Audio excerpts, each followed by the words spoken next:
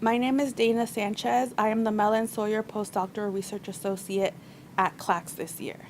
In that capacity, I'm at Brown to help facilitate the Sawyer Seminar Series workshop, which has the aim of shifting how we view race and indigeneity in the Americas through workshops, cultural performances, and seminars. I am the daughter of Zapotec immigrants. I was born in Los Angeles to parents from a town called San Andres Solaga in Oaxaca, Mexico. Oaxaca is known for its high concentration of indigenous people, so that makes immigrants from the state different from immigrants from other parts of Mexico who are of mixed indigenous and Spanish ancestry. Because of this, the Oaxacan and indigenous immigrant experience more broadly is distinct from that of other Mexican immigrants. Because of their indigenous origin, some Oaxacans endure discrimination from other Latinos in the United States, and this transfers to their children, who are also at times discriminated by the children of mestizo Latino immigrants.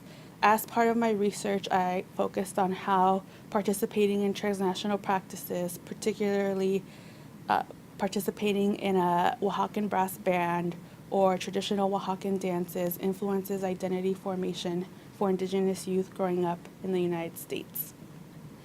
I found that participating in transnational practices helps indigenous youth integrate into the United States in the face of anti-indigenous discrimination from American society more broadly, and indigenous discrimination towards indigenous people from some people in the Latino population.